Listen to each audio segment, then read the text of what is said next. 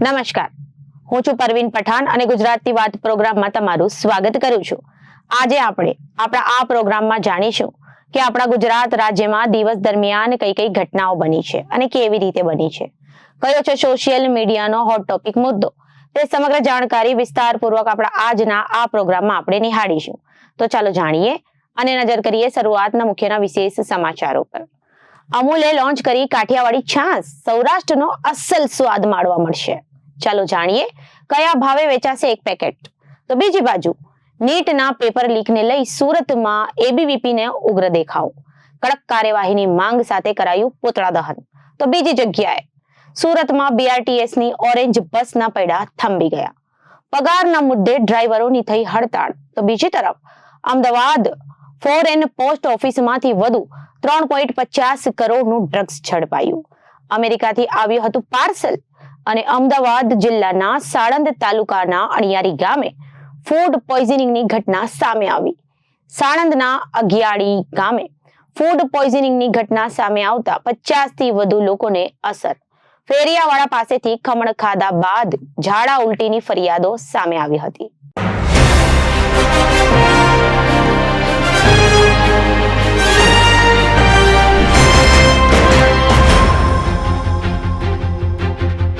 હવે જોઈએ સમાચારો વિગતવાર। ગુજરાતમાં વધતા જતા છાશના વેચાણને ધ્યાનમાં રાખીને અમૂલ ડેરીએ ભાવમાં કાઠિયાવાડી છાશનું લોન્ચિંગ કર્યું છે। રાજ્યના સૌરાષ્ટ્ર અને કચ્છ પ્રદેશોમાં લોકપ્રિય છાશનું નવું સ્વરૂપ છે। આ ઉપરાંત દહીં ઉત્પાદન મસ્તી દહીંનું 1 કિલોનું પણ પેકેટ લોન્ચ કરવામાં આવ્યું છે। 400 મિલ કાઠિયાવાડી છાશની થેલીની કિંમત 10 રૂપિયા છે, તેમજ 1 કિલો મસ્તી દહીંની કિંમત 110 રૂપિયા છે। Gujarat state milk marketing federation અમૂલના વાઇસ પ્રેસિડેન્ટ વલમજી હુંબલે કચ્છના સરહદ ડેરી મિલ્ક પ્રોસેસિંગ પ્લાન્ટ ખાતે આયોજિત એક કાર્યક્રમમાં કાઠિયાવાડી છાશ અને મસ્તી દહીંના 1 કિલોના પેકેટ લોન્ચ કર્યા હતા। કચ્છ જિલ્લાની ગૌરવસમી સહકારી સંસ્થા કચ્છ જિલ્લા સહકારી દૂધ ઉત્પાદક સંઘની સરહદ ડેરી દ્વારા હાલ ચાંદારણી પ્લાન્ટ ખાતે અમૂલ બ્રાન્ડ અંતર્ગત કાઠિયાવાડી છાશ અને 1 કિલો દહીં ટબનું લોન્ચિંગ કરવામાં આવ્યું હતું।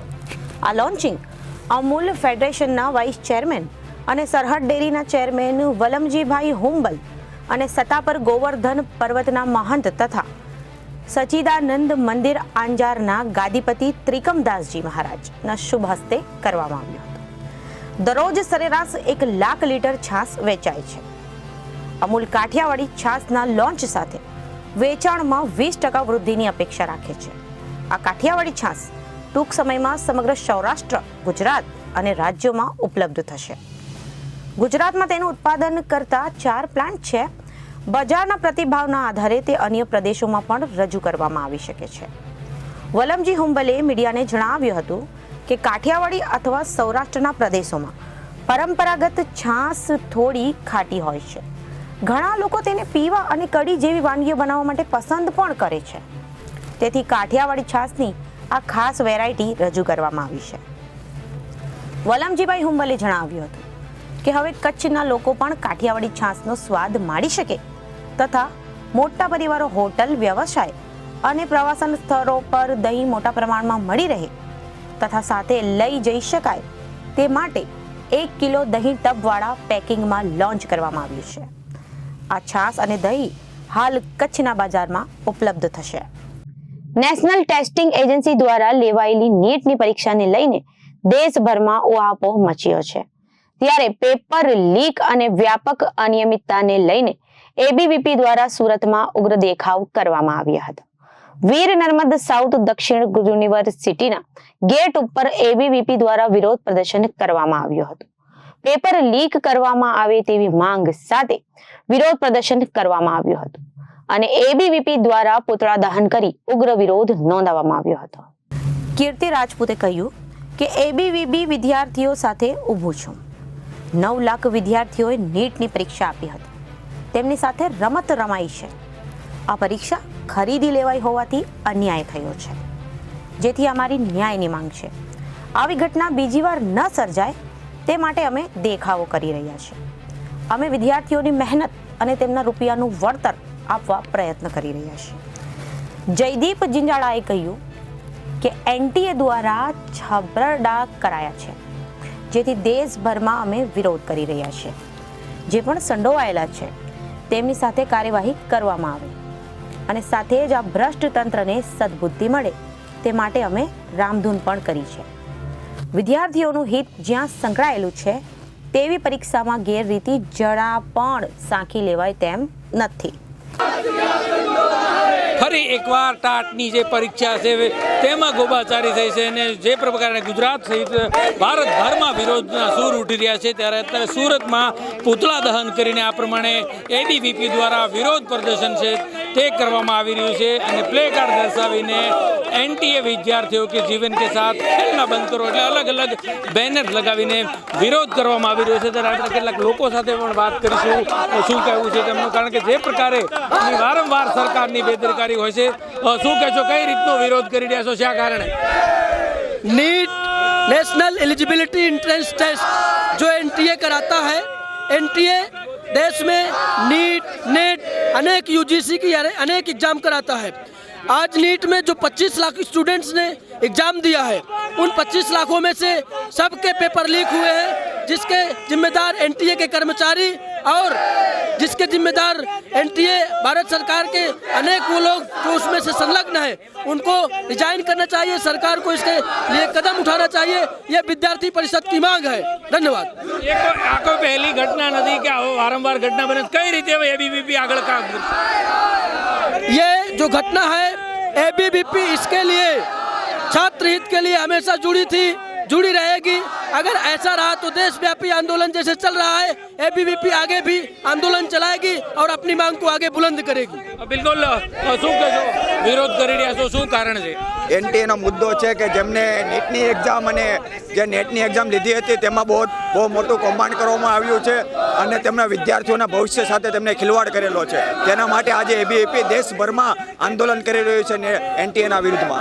આવી ઘટના વારંવાર બને છે, કઈ રીતે વિરોધ પ્રદર્શન?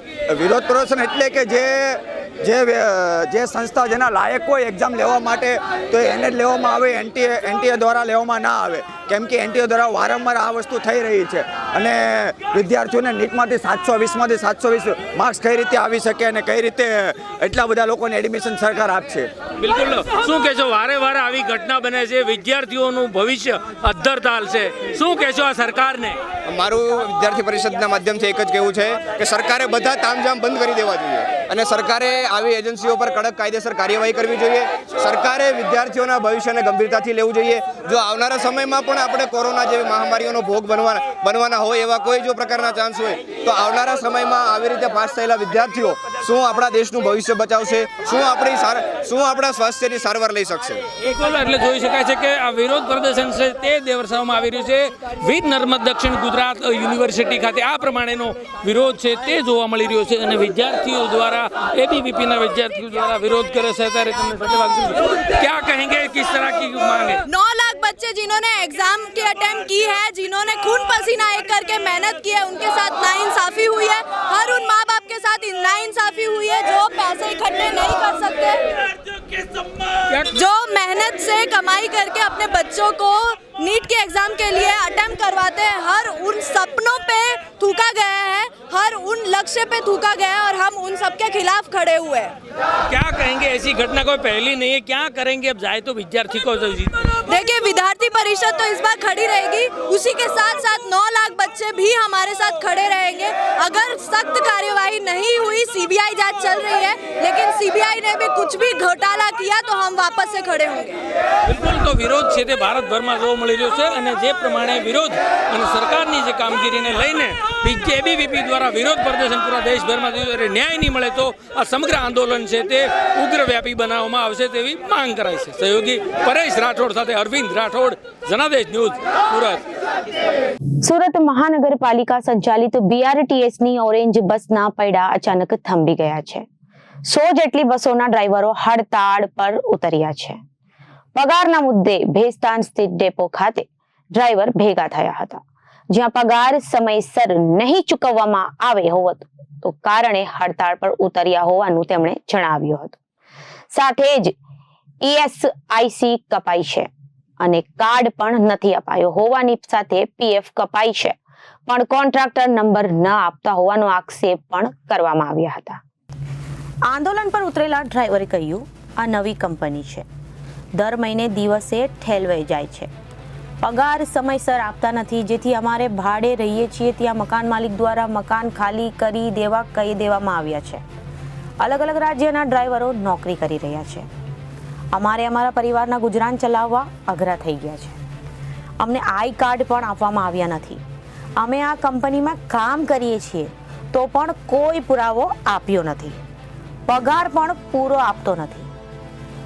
પગારને કાપીને આપવામાં આવે છે.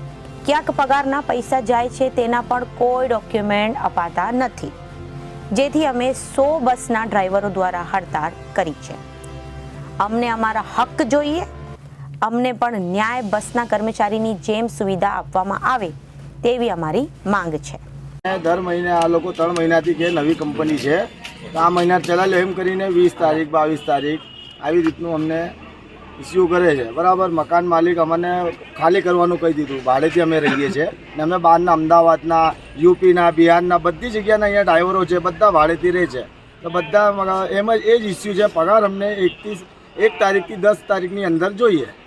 અમારું એ જ ઇસ્યુ છે, બીજું કંઈ નહીં. કે આ લોકો પગાર ટાઈમસર નહીં આપતા, પગાર સ્લીપ નહીં. અમારી જોડે કોઈ પુરાવો નથી કે અમે આ કંપનીમાં નોકરી કરીએ છીએ. પીએફ, મેડિકલ ઇસ્યુ આ બધું, આઈ કાર્ડ કંઈ નથી અમારી જોડે કે અમે આ કંપનીમાં ડ્રાઈવર છે, સિટી બસ ચલાવીએ છીએ. અમે કંઈ અમારી જોડે પ્રૂફ જ નથી કે પગાર અમને ટાઈમ ટુ ટાઈમ મળતો નથી અને 22,500 પગાર બોલેલા કાપી કૂપીને પૈસા આપે છે. કોઈ પ્રૂફ નથી, પગાર સ્લીપ બી નથી આપતા. પીએફ અત્યાર સુધી કપાયું છે તો એના બી પૈસા જમા થયા છે નથી થયા એ બી કંઈ એપમાં કે કોઈ જગ્યાએ બતાવતું નથી. એટલે અમે આ લોકોએ હડતાલ પાડેલી હતી ડ્રાઈવરો, કારણ કે પગાર ટાઈમ ટુ ટાઈમ મળતો નથી. 15 તારીખ, 18 તારીખ, 20 તારીખ થઈ જાય છે. અડધા ડ્રાઈવરોને આપ્યું છે, અડધાનો 20-25 ડ્રાઈવરોનો બાકી છે. તો આવશે એવું કરીને વાયદા કરે છે. એટલે અમે લોકોએ હડતાલ 100 બસ ઊભી છે. અમદાવાદમાં ફોરેન ઓફિસમાંથી ડ્રગ્સ મળવાનો મામલો સામે આવ્યો છે. અમેરિકાથી આવી રહેલા પાર્સલના ક્રાઇમ બ્રાન્ચે કબજે કરતા તેમાંથી 3.50 કરોડનું ડ્રગ્સ મળી આવ્યું હતું. ક્રાઇમ બ્રાન્ચની ટીમે વધુ તપાસ કરતા પાર્સલમાંથી હાઇબ્રિડ અને લિક્વિડ ગાંજો કબજે કર્યો હતો. આ અગાઉના આરોપીની પૂછપરછમાં હકીકત સામે આવતા પાર્સલ ડિલિવર થાય તે પહેલા જથ્થાને ઝડપી લેવામાં આવ્યો હતો. આ સાથે ક્રાઇમ બ્રાન્ચ વધુ તપાસ હાથ ધરી છે. પાર્સલ ડિલિવર થાય એ પહેલા જ બાતમીના આધારે પોલીસે જથ્થો ઝડપી પાડ્યો હતો. ક્રાઇમ બ્રાન્ચને આ મામલે ગુનો દાખલ કરી વધુ તપાસ હાથ ધરી છે. અમદાવાદમાં ડ્રગ્સ અને ગાંજાની માંગ સતત વધી રહી છે. થોડા મહિના પહેલાની વાત છે, વિદેશથી આવેલા પાર્સલમાંથી 1.15 કરોડના હાઇબ્રિડ ગાંજાના જથ્થાના 14 પેકેટ મળી આવ્યા હતા. ત્યાર પછી વધુ 3.50 કરોડનું ડ્રગ્સ મળી આવ્યું છે. આ પેકેટ કેનેડા, અમેરિકા અને થાઇલેન્ડથી પાર્સલ દ્વારા ફોરેન પોસ્ટ ઓફિસમાં પહોંચ્યા હતા. મહત્વપૂર્ણ વાત એ છે કે ગાંજાને બાળકોના રમકડા, ટેડી બિયર, લંચ બોક્સ અને લેડીઝ ડ્રેસમાં છુપાવીને મોકલવામાં આવતો હોય છે. અમદાવાદ જિલ્લાના સાણંદ તાલુકાના અણિયારી ગામે ફૂડ પોઈઝનિંગની ઘટના બનવા પામી છે. સાણંદના અણિયારી ગામે ફૂડ પોઈઝનિંગની ઘટના સામે આવી, જેમાં 50થી વધુ લોકોને અસર થવાથી તેમની પાસે ખમણ ખાધા હોવા બાદ ઝાડા ઉલટીની ફરિયાદો ઉઠી હતી. સાણંદ સરકારી હોસ્પિટલ ઉપરાંત અલગ અલગ હોસ્પિટલમાં દર્દીઓને ખસેડવામાં આવ્યા અને સાણંદ સરકારી હોસ્પિટલમાં 23 લોકોને એડમિટ પણ કરવામાં આવ્યા હતા. 12 થી વધુ બાળકો સારવાર હેઠળ ખસેડાયા છે. સાણંદ સરકારી હોસ્પિટલ ઉપરાંત અલગ અલગ હોસ્પિટલમાં દર્દીઓને ખસેડવામાં આવ્યા છે. સાણંદ સરકારી હોસ્પિટલમાં 23 લોકોને એડમિટ કરવામાં આવ્યા છે. 12 થી વધુ બાળકો સારવાર હેઠળ છે. સૌને પ્રાથમિક સારવાર પણ આપવામાં આવી રહી છે. હાલ પરિસ્થિતિ નિયંત્રણમાં છે. અલગ અલગ સરકારી હોસ્પિટલમાંથી સાણંદની સરકારી હોસ્પિટલ ખાતે 3 બાળકોના નિષ્ણાંત તબીબોને બોલાવવામાં આવ્યા હતા. હોસ્પિટલના તમામ સ્ટાફને ખડે પગે રાખવા સૂચના પણ આપવામાં આવી હતી. તમામ દર્દીઓને પ્રાથમિક સારવાર આપવામાં આવી છે. સૌની હાલત સ્થિર છે. અને બીજી તરફ એવી માહિતી પણ સામે આવી છે કે જેમાં સાણંદના અગિયારી સામે 40 થી વધુ લોકોને ફૂડ પોઈઝનિંગની અસર વર્તાઈ છે, જેમાં બાળકોથી લઈ મોટા સહિતના તમામ લોકોની અસર જોવા મળી રહી છે. ફેરિયા પાસેથી ખમણ ખાધા બાદ આ લોકોને ફૂડ પોઈઝનિંગની અસર થઈ હોવાની આશંકા વ્યક્ત કરાઈ રહી છે. ત્યારે ફૂડ પોઈઝનિંગની અસરને કારણે 40થી વધુ લોકોને સારવાર માટે બાવડા અને સાણંદની હોસ્પિટલમાં ખસેડવામાં આવ્યા છે, જ્યાં તબીબો દ્વારા તેમને સારવાર આપવામાં આવી રહી છે. ખાસ કરીને જો વાત કરવામાં આવે તો સાણંદ તાલુકાના 11 ગામની આ ઘટના છે. નોંધનીય છે કે ખમણ ખાવાથી ફૂડ પોઈઝનિંગ થયું હોવાની માહિતી સામે આવી છે. મળતી જાણકારી પ્રમાણે ખમણ ખાવાથી 50થી 60 લોકોને ફૂડ પોઈઝનિંગ થયું હતું. અત્યારે તમામ દર્દીઓને બાવડા અને સાણંદની સ્થાનિક હોસ્પિટલમાં પ્રાથમિક સારવાર માટે દાખલ કરવામાં આવ્યા છે. ઉલ્લેખનીય છે કે અચાનક ફૂડ પોઈઝનિંગની ઘટનાથી તંત્ર દોડતું થઈ ગયું હતું. શહેરમાં અત્યારે ખાવામાં અનેક પ્રકારની વાસી વસ્તુઓનો ઉપયોગ કરવામાં આવતો જ હોય છે. નોંધનીય છે કે જમવામાં યોગ્ય કાળજી રાખવી આ ખૂબ જ જરૂરી વાત છે, પણ કેટલાક લોકો માત્ર પૈસાની લાલચે લોકોના સ્વાસ્થ્ય સાથે ચેડા કરતા હોય છે. અમદાવાદ, વડોદરા, ભરૂચમાં આવી ઘટના બનવા પામી હતી. નોંધનીય છે કે સાણંદમાં પણ આવી જ એક ઘટના સામે આવી છે, જેમાં ખમણ ખાતા 50થી 60 લોકોની તબિયત લથડી હતી. તમામ લોકોને નજીકની હોસ્પિટલમાં દાખલ કરવામાં આવ્યા અને ત્યાં જ પ્રાથમિક સારવાર આપવામાં આવી હતી. નોંધનીય છે કે જે લોકોની તબિયત વધારે નાજુક હતી તેમની પાસે આવેલા મંદિરમાં જ સારવાર આપવામાં આવી હતી. અને બીજી બાજુ એવા સમાચાર પણ સામે આવ્યા છે કે ગુજરાતમાં વધુ એકવાર ફૂડ પોઈઝનિંગની ઘટના સામે આવી છે. અમદાવાદના સાણંદ તાલુકાના અણિયારી ગામે 56 લોકોને ફૂડ પોઈઝનિંગ થયું હોવાનું સામે આવ્યું છે. તાત્કાલિક પીડિતોને સારવાર અર્થે હોસ્પિટલ ખસેડવામાં આવ્યા છે, જેમાંથી ખાનગી હોસ્પિટલમાં 6 લોકોને સારવાર માટે ખસેડાયા છે. ત્યારે 12 અસરગ્રસ્તોને બાવડા આરોગ્ય કેન્દ્રમાં સારવાર માટે ખસેડાયા છે. આ ઉપરાંત 10 લોકોને સાણંદ આરોગ્ય કેન્દ્ર ખસેડવામાં આવ્યા છે અને 21 લોકોને અણિયારી ગામમાં જ સારવાર અપાઈ રહી છે. પ્રાપ્ત થતી વિગત અનુસાર ખમણ ખાવાથી ફૂડ પોઈઝનિંગ થયું હોવાનું સામે આવી રહ્યું છે. જિલ્લા આરોગ્ય વિભાગ અને સાણંદ તાલુકા આરોગ્ય વિભાગની ટીમો અણિયારી ગામ પહોંચીને ડોર ટુ ડોર સર્વેની કામગીરી હાથ ધરાઈ છે. સાંજના સમયે એક સાથે કેટલાક લોકોને ઉલટીઓ થવા લાગતા મામલો બિચકાયો હતો અને મામલો પ્રકાશમાં આવ્યો હતો. તો અત્યારે ગુજરાતની વાતમાં વિરામ લઈએ. વધુ સમાચારો માટે જોતા રહો જનાદેશ ન્યૂઝ. નમસ્કાર.